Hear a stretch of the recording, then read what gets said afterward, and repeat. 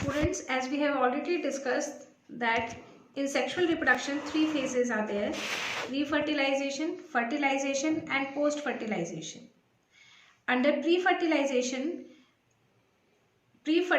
two processes come. One is formation of gamete, gametogenesis, that we have already discussed, and the other process is gamete transfer. So now we are going to discuss gamete transfer.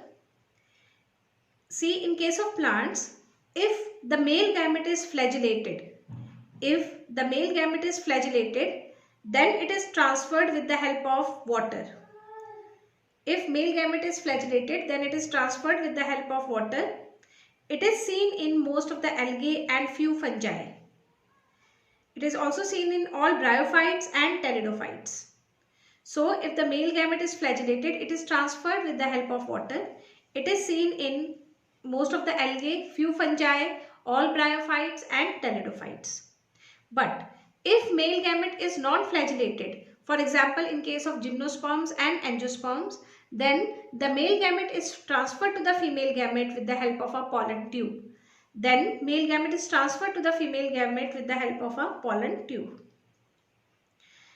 So next step in sexual reproduction is fertilization. Fusion of male and female gamete to form zygote is called fertilization. Fertilization is also known as syngamy. It is also known as syngamy, that is fusion of two gametes. Fertilization can be external or it can be internal.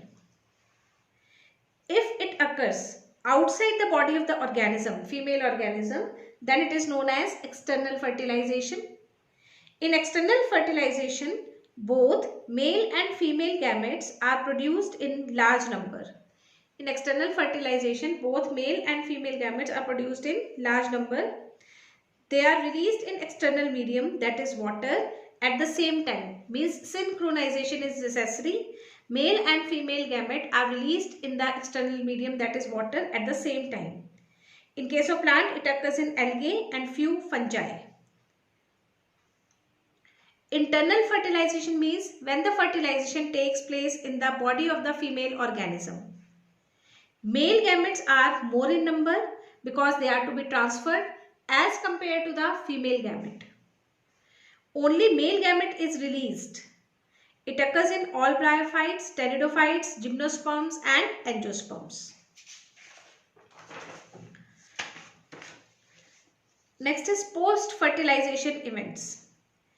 Now, during fertilization, zygote is formed. As I have already told you that zygote is a vital link between two generations, and zygote is always diploid. Gamete is always haploid and zygote is always diploid. In algae and fungi, it can be surrounded by thick wall.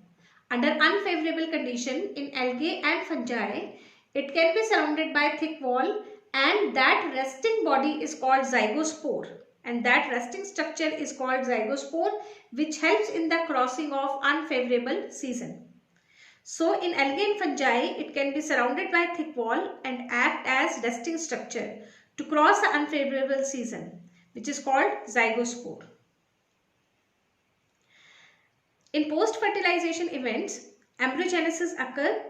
Zygote divide mitotically to form the embryo. In addition to cell division, cell differentiation also occurs to form the embryo, and embryo then again divide and form new individual. So embryogenesis is the formation of embryo from zygote. This embryogenesis is absent in algae. It is absent in algae, but it is present in bryophytes, pteridophytes, gymnosperms and angiosperms. Therefore, all these four groups, bryo, pterido, gymno and angiosperms, are called embryophytes. These are called embryophytes, and algae is called non-embryophyte because no embryo is formed in case of algae.